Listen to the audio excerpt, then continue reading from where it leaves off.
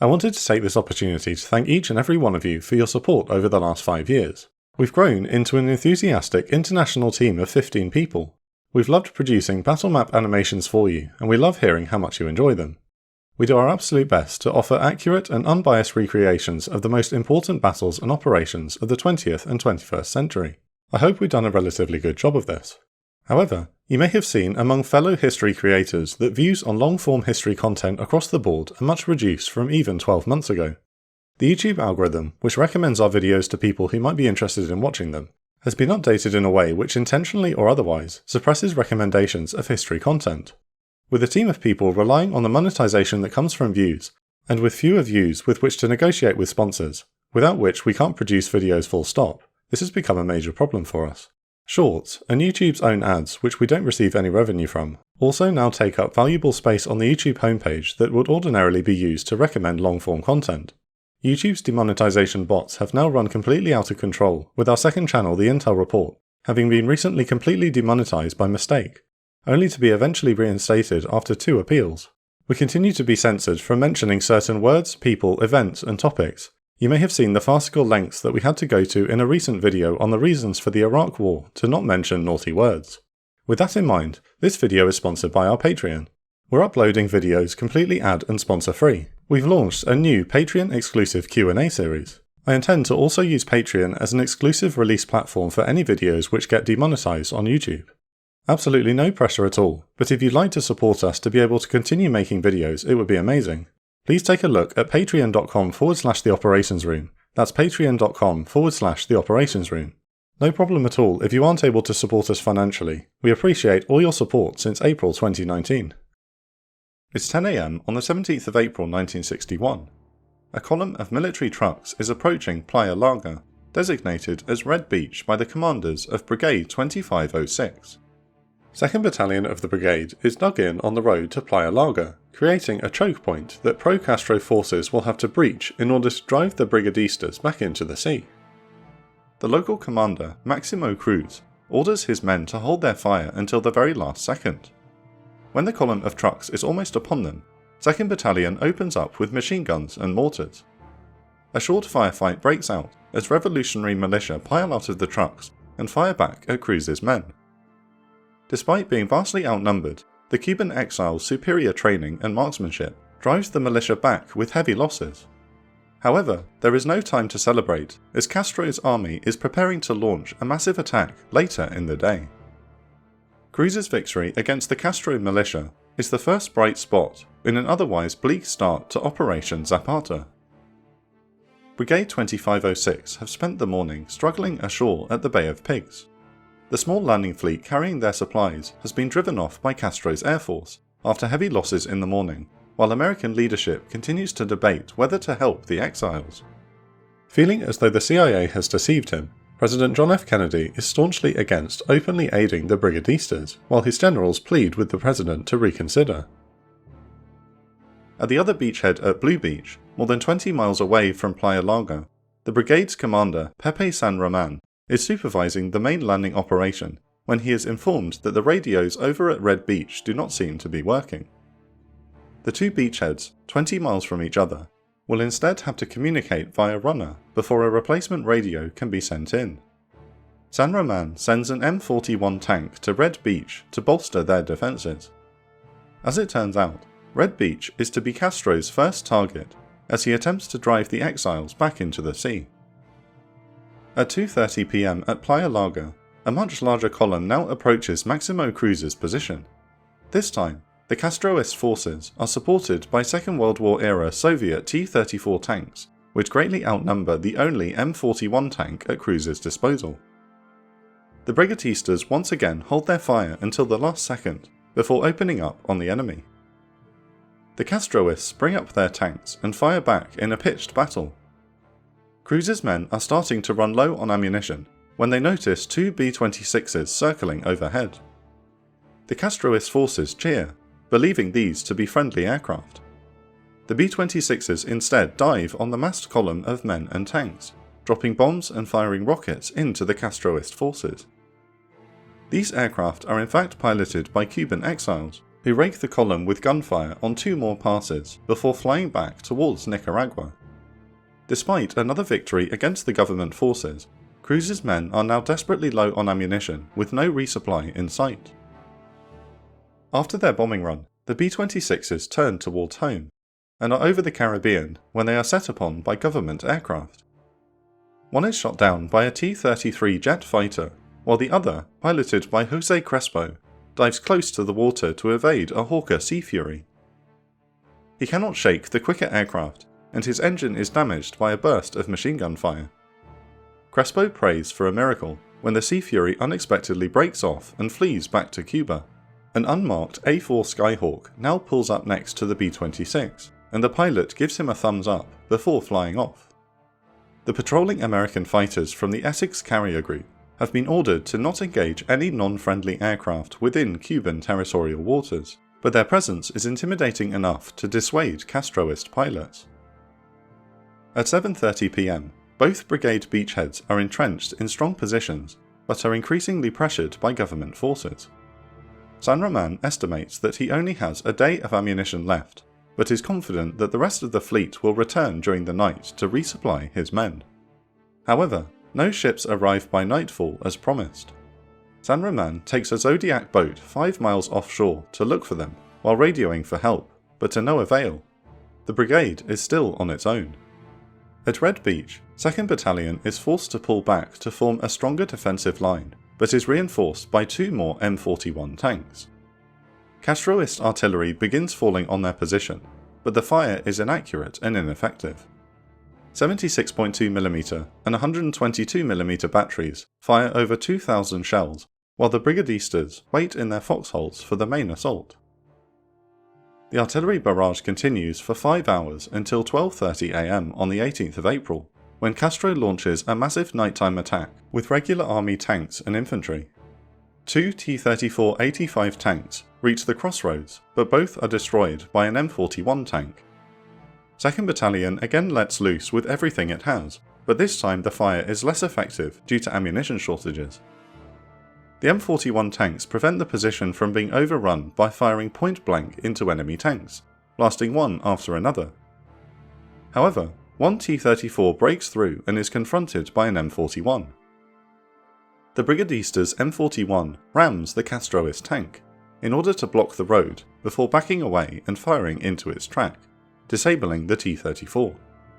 Soon, the narrow road is blocked by burning vehicles, preventing more tanks from reaching the front line. But unlike the previous 2 assaults, the Castroist forces attack in an endless stream with a seemingly limitless number of infantry. The Castroists charge through the jungle while machine guns rip through their ranks. The battle reaches a climax at 3 AM. The brigade's mortars fire white phosphorus rounds, which ignite jungle trees, covering the area in dense smoke. By 4:45 AM, the M41s have run out of ammunition and are forced to withdraw towards Playa Girón. As soon as they depart, a T-34 makes it through the dense column of knocked-out vehicles and charges Cruz's position. Just when it seems like disaster is imminent, a brigadista on its flank hits the Castroist tank with a bazooka and detonates the vehicle. At dawn, the bulk of Castro's forces finally withdraw after a bloody battle. Shortly after, at 5:45 AM, a single enemy tank approaches the brigade's position, but instead of firing, the tank commander climbs out and asks to see 2nd Battalion's commander, Ernesto Olivia.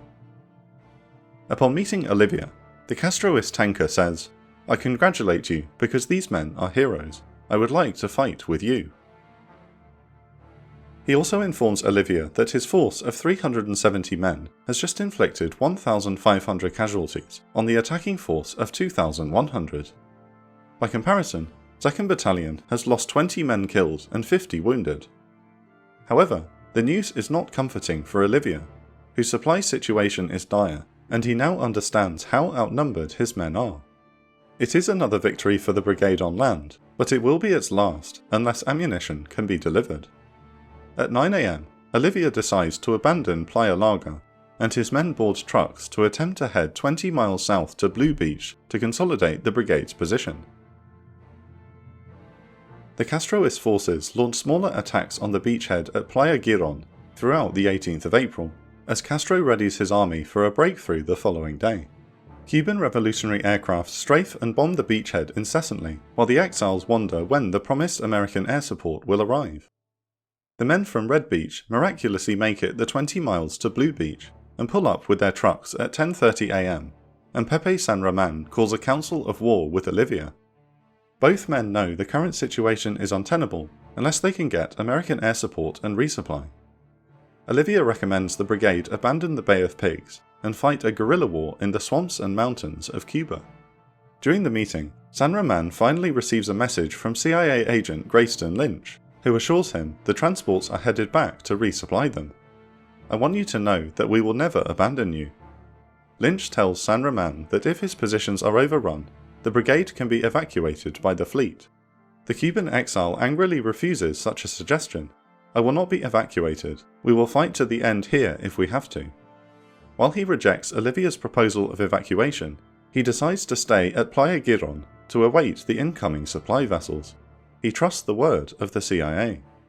In reality, the transports carrying most of the ammunition and food have entirely fled the area. American aircraft search for them, only to find they are over 100 miles away from the Bay of Pigs and sailing towards Central America, their crews having abandoned the mission. This information is not relayed to San Roman on Blue Beach, but Lynch is determined to keep his word. Even worse for the brigade is a message that arrives in Washington from the Soviet government, which insinuates that it will defend Castro's regime with nuclear weapons should the United States openly assist the exiles. Despite this threat, Kennedy offers small concessions to his generals and CIA leadership, who are pleading with him to help the brigade. American air cover is to be provided for a dawn B-26 strike on the Castroist positions at the Bay of Pigs. A-4 Skyhawks from the Essex are not to engage the enemy unless the friendly B-26s or themselves are fired upon. What's left of the brigade's air force in Nicaragua is ecstatic at the news, and they lift off from their airfield with newfound confidence that the invasion can still succeed. This time, 4 of the 6 B-26s are piloted by American aviators from the Alabama Air National Guard. These men have spent the last few months training the Cuban exiles in their aircraft, and now volunteer to help retake their homeland. They have been informed by CIA officials that should they be shot down, the United States will disavow them as mercenaries. Nonetheless, they press on with their brigadista comrades in the hope that this airstrike will turn the tide. When the B-26s reach the Bay of Pigs, they spot aircraft loitering above the battlefield. Believing these aircraft are their promised escort of US Navy A-4s, the bombers split off to prepare their gun runs. Instead, one of the jets turns head-on towards a B-26 piloted by American Riley Schamberger and fires a burst from his machine guns. There is no combat air patrol to help them. A mistake in the orders from Washington has failed to take daylight savings time into consideration. The Essex carrier group has been given the wrong time for the attack, and Castro's air force still controls the skies over Cuba.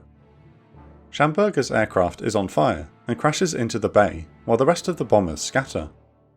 They are hunted one by one until the Cuban government aircraft run out of ammunition. 2 of the 6 B-26s are shot down, and another is badly damaged. 4 Americans are killed in the attack, including Air National Guardsmen Pete Ray and Leo Baker.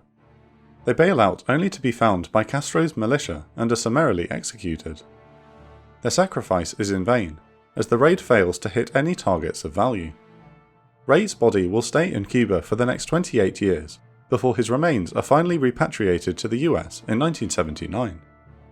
The failure of the daylight raid signals the beginning of the end for the brigadistas. Castro's expected offensive begins at 7:50 am and immediately puts pressure on the beachhead. With ammunition running low on the eastern side of the brigade's line, the parachute leader Alejandro Del Valle jumps on top of one of the last M41 tanks and leads a counterattack against the Castroist forces. Mortar crews behind him fire off the last remaining white phosphorus shells to cover the advance. The sudden charge stuns the attacking Revolutionary Army, and many are killed in the ensuing close quarters fighting. The brigadistas manage to drive the government army back, and it appears as though the day is won against all odds. However, a Castroist counterattack immediately stops the advance. With the brigadistas out of ammunition, a retreat to the beach is ordered. Cuban government T-33 jets strafe the retreating men.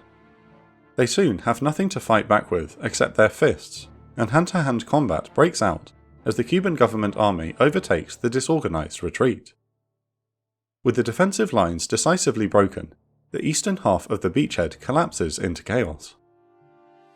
It is becoming clear to the Cuban exiles' leaders that this is their last stand.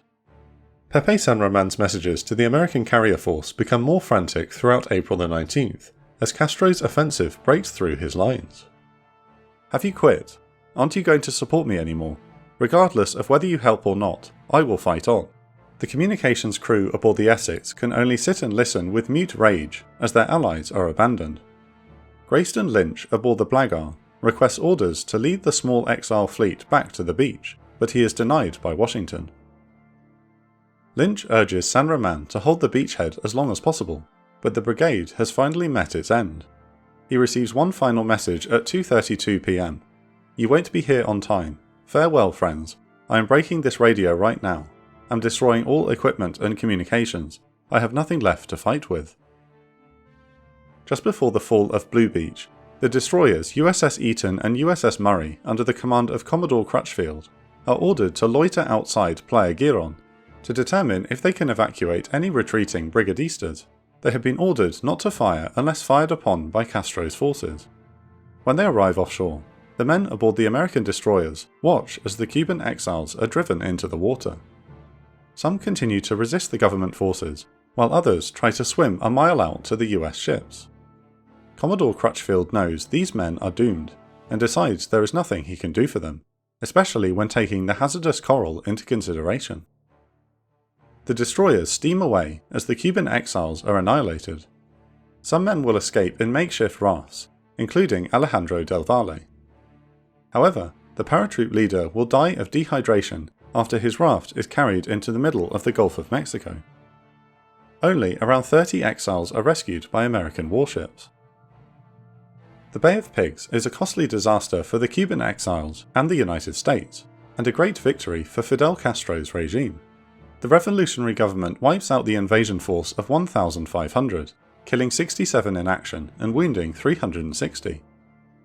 1,202 exiles are captured in the operation, and a further 24 are either executed or die as a result of deplorable conditions in prison.